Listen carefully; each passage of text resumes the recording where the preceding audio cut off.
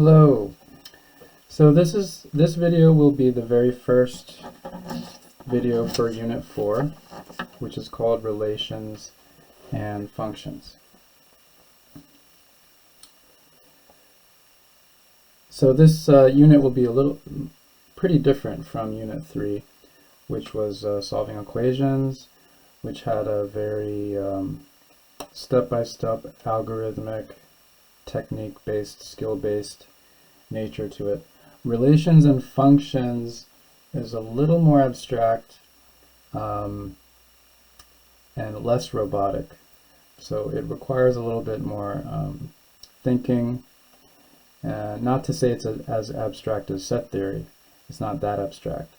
But there is some abstractness to it mixed in with some of the skill-based stuff. So first we're going to define what a relation is.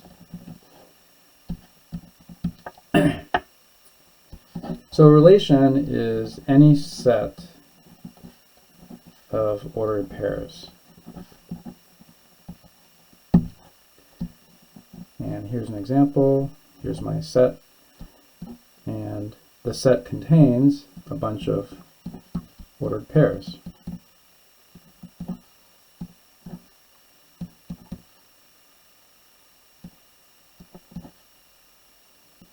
So here's a set of ordered pairs. That's a relation.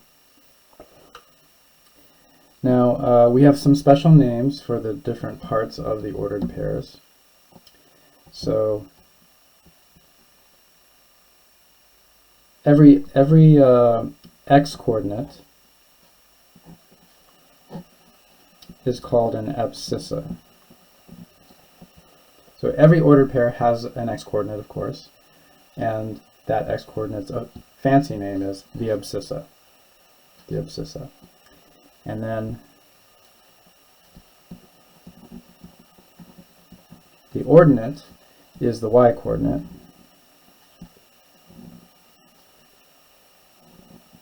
Those are the ordinates. Okay? So since we have three ordered pairs in this relation, we have three abscissas and three ordinates.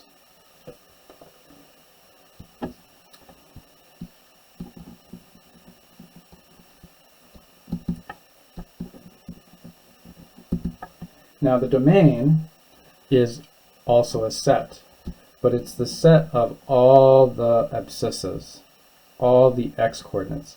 So the domain is 3, -5, -1, because those are all the x coordinates, the abscissas. And the range is the set of all the y coordinates, or the ordinates.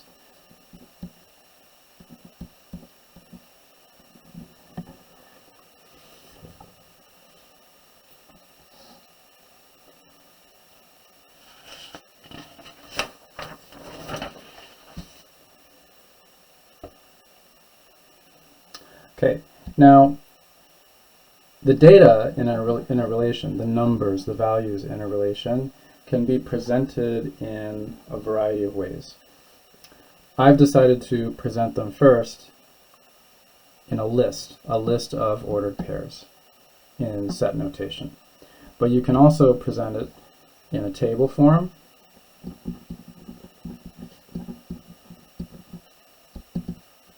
So I'm going to take the same data from here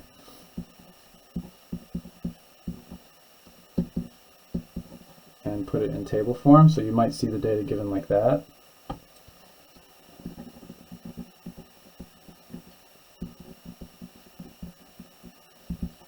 Or you might see it given in a mapping diagram.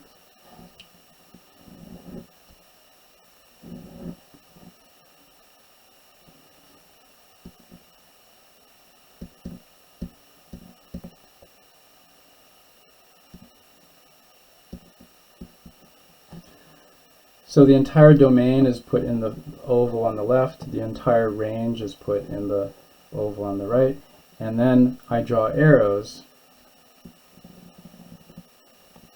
from an abscissa to the corresponding ordinate to show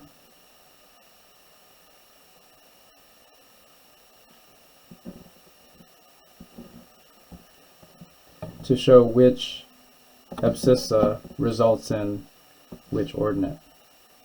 Now, since I can draw arrows, that means I could put these abscissas in a different order.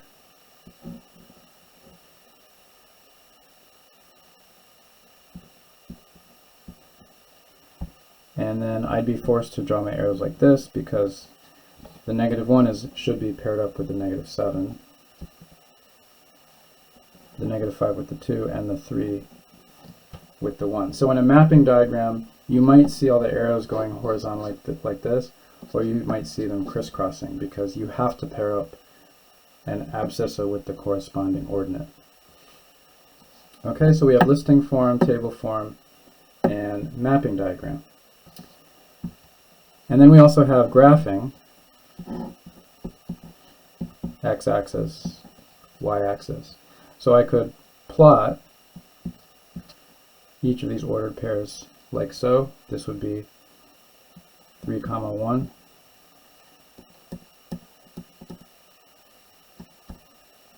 -5, 2,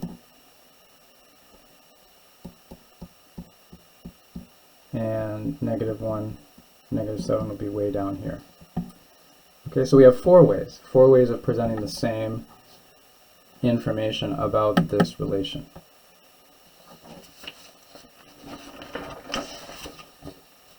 Now, the reason a set of ordered pairs is even called a relationship is because the abscissas have a certain relationship to the ordinate.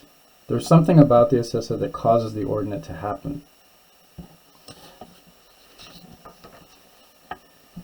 Now, sometimes it's a very, very mathematical number-based relationship, and sometimes it's not number-based at all. For example,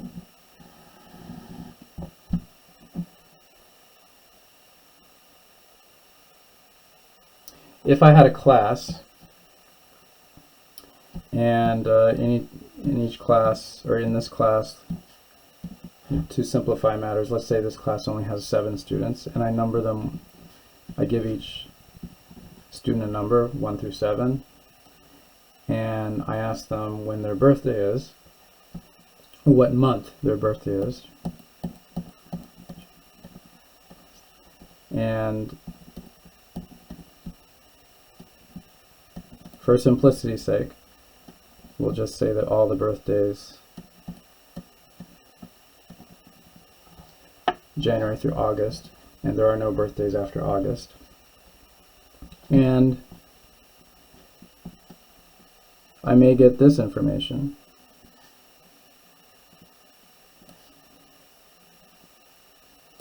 From the students. So student 1 has a birthday in April, student 2 in January, student 3 in March, and so on. So this is a relation. This is a relation. I could even list it out. I could say 1, A, because A stands for April, followed by 2, J, which stands for January in that case, and followed by 3, M, and so on. So this is a relation, but there is no mathematical formula that gets me from 1 to April, or 2 to January, or 3 to March. There is a relationship, definitely, because this student 1's birthday is in April. That's the relationship. But there's no mathematical relationship there. So relations don't have to have the abscissas and the ordinates in the ordered pairs in a relationship. In a relation, do not have to have a numerical, mathematical, computational relationship. But often they do, and when they do, they're called this.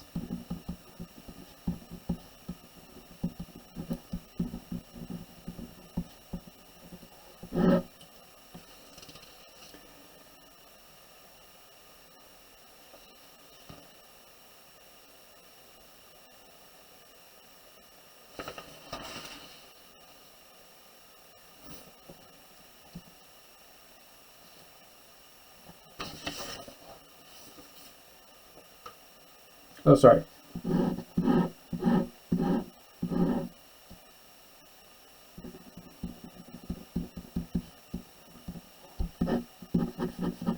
I got ahead of myself. So there's a type of relation that is special, that has a distinctive characteristic. And when it has this characteristic, we call it a function. A function. And sometimes we call these well-functioning relations. Well-functioning relations. And for short, we just call them functions. Now, in a function, each abscissa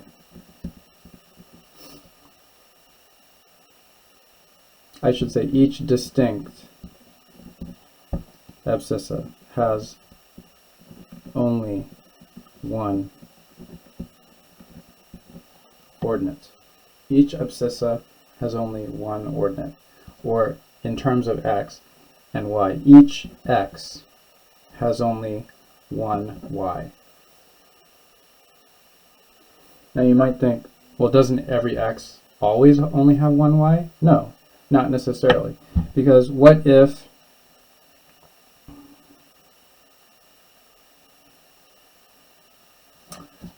I had a new set of data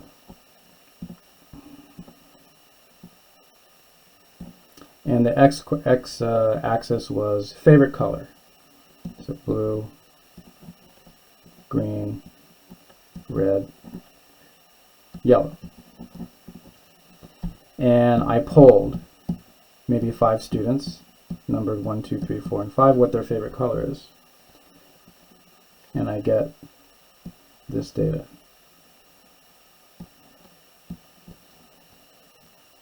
So student 1 favorite color is blue. There were 2 students that had a favorite color of green.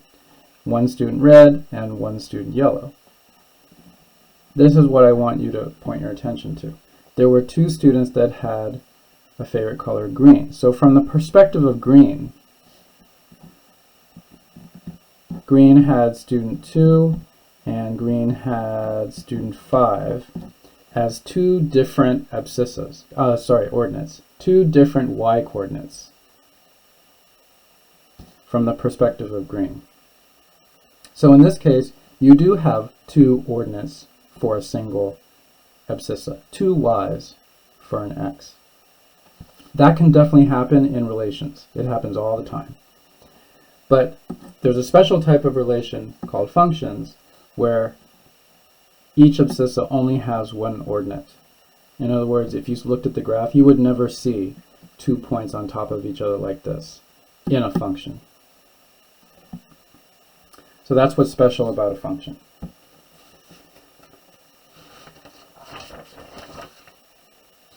Now, how would that look in table form? Let's see.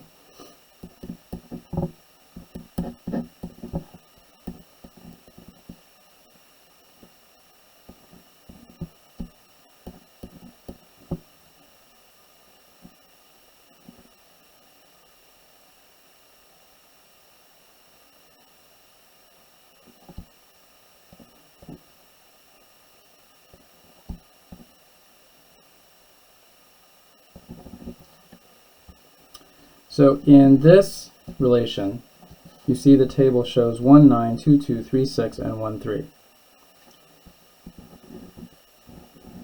And you see that 1 has 2 different y's, the 9 and the 3. So if you graph that, you'd see a 1, comma, 3, and you would see a 1, comma, 9. You would see 2 points above each other. Hence, this is not a function. This one is a function because I only see one y coordinate for every x.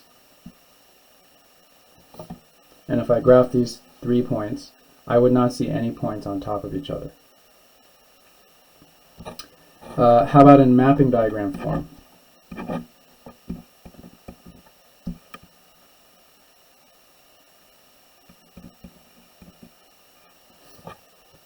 So if my domain is 1, 2, 3, and my range is 4, 5, 6, and then my arrows look like this,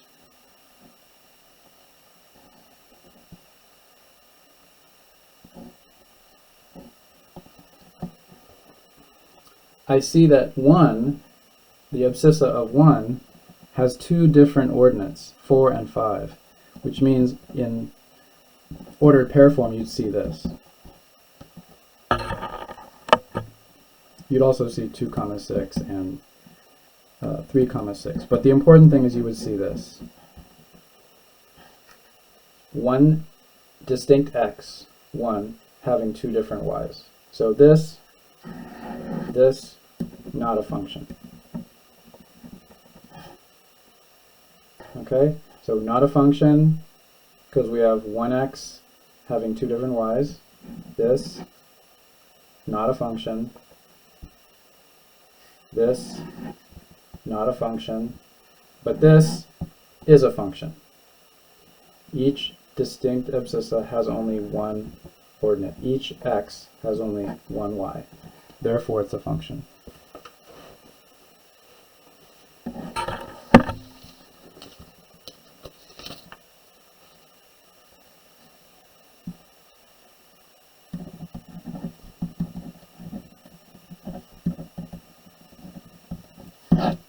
Okay, so we've gone from the umbrella of relation, and we talked about what a function is. It's a special type of relation where every x only has one y. And now we have special functions that are called well-defined functions. So a well-defined function is a machine that you're more familiar with. It's a function where there's a mathematical formula that creates the y values from the x values. So this equation, for example, y equals 2x plus 1, is a function. It's a well-defined function on top of that, because if you plug in any real number here for x, and then compute by doing 2 times that number and then adding 1, you will get a value for y. So if I plug in 1, I get 3. If I plug in 5, I get 11.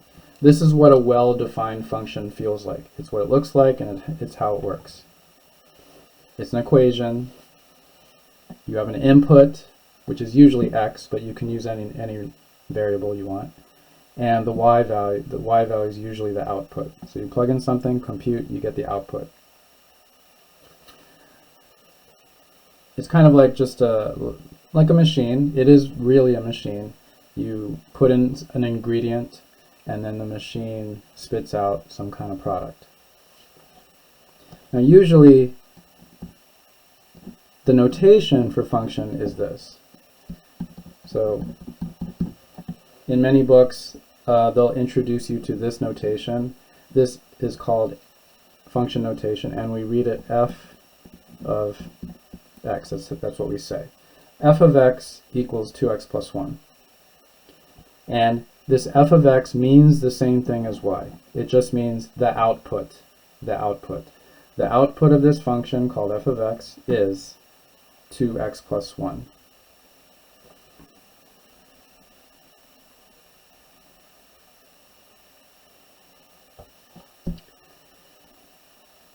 Okay, so this is how we compute with function notation.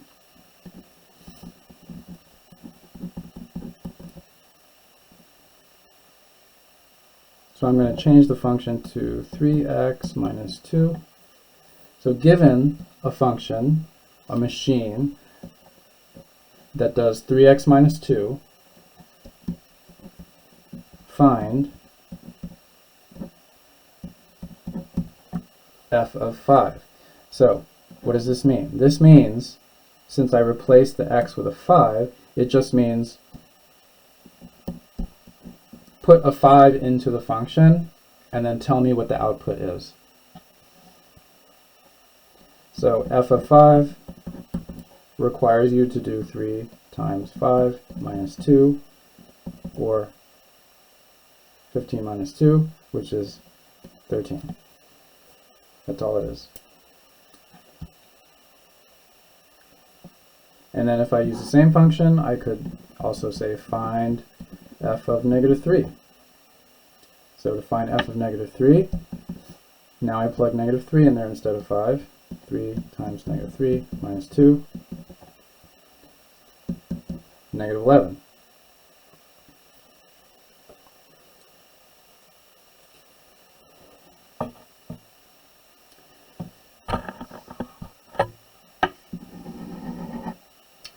Okay, so now that's basic function notation computation. Now it's also true that you could have two different functions in the same universe. So I will use 4x plus 1, and now a second function, which I'm now calling g of x, which is just the name of it,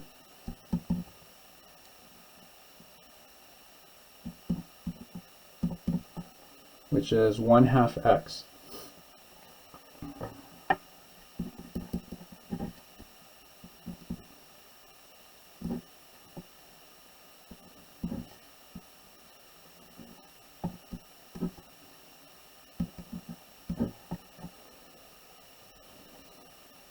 So now I'm asking you to find f of 2, which means to plug 2 in here and compute, and then multiply that result with g of negative 8, which is what you'd get if you plug negative 8 in here. So one thing at a time, f of 2, plug it in there, is 9. G of negative 8, plug negative 8 in here, negative 4. And that's negative 36. I could ask you to find, using the same two functions, let's see, f of negative 1, and maybe I want you to add it to g of 4. So f of negative 1 goes here, that's negative 3, and then I add it to g of 4, so 4 goes here, that's 2, and that ends up negative 1. I could even ask you to find f of, let's say, 0 divided by g of 10.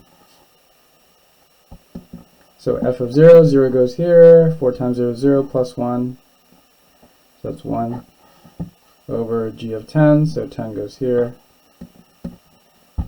turns into 5.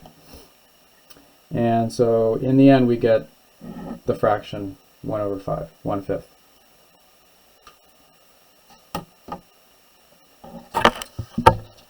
Okay, so that's relations and a short introduction to functions. Just to summarize, relations are any set of ordered pairs, and you can get the information in a variety of ways.